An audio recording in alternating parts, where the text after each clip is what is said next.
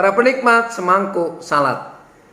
Kemarin kita mendengar kisah tentang bagaimana seorang Norge dengan rendah hati, dengan sengaja mengizinkan Edmund Hillary untuk menjadi orang terkenal karena menjadi orang pertama yang menginjakkan kakinya di puncak Mount Everest. Dan kemarin kita juga membaca di dalam Yohanes 1 ayat 41 dan 42 bagaimana Andreas mengajak saudaranya Simon Petrus bertemu dengan Tuhan Yesus, dan itu menjadi titik balik kehidupan Petrus sehingga akhirnya Petrus menjadi rasul besar. Andreas dan Norge rela mengambil tempat bagi orang lain supaya lebih maju, bahkan lebih terkenal jauh melampaui hidup mereka. Andreas dan Norge rela menepi demi orang lain maju besar. Saudara yang terkasih dalam kasih Tuhan Yesus Kristus, di dunia yang sangat kompetitif ini, di mana semua orang diukur dengan hitungan, dengan batasan yang tercepat, yang tertinggi, yang terindah, yang tercantik, dan yang terbesar.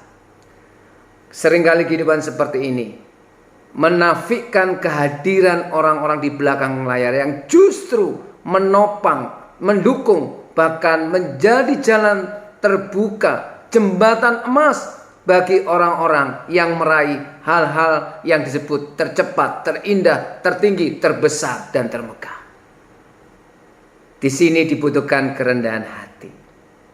Kalau saudara merasa atau ditempatkan dalam fase hidupmu untuk menjadi orang di belakang layar, nikmati itu.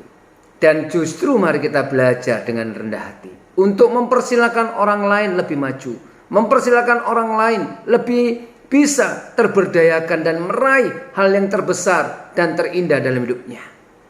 Dan ini dibutuhkan penyangkalan diri.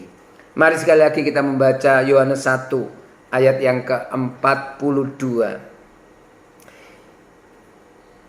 Andreas membawanya kepada Yesus. Yesus memandang dia dan berkata, "Engkau Simon anak Yohanes, engkau akan dinamakan Kefas." Mari kita belajar seperti Andreas. Ketika dia terberkati dan ketemu Sang Mesias, dia mengajak saudaranya Petrus.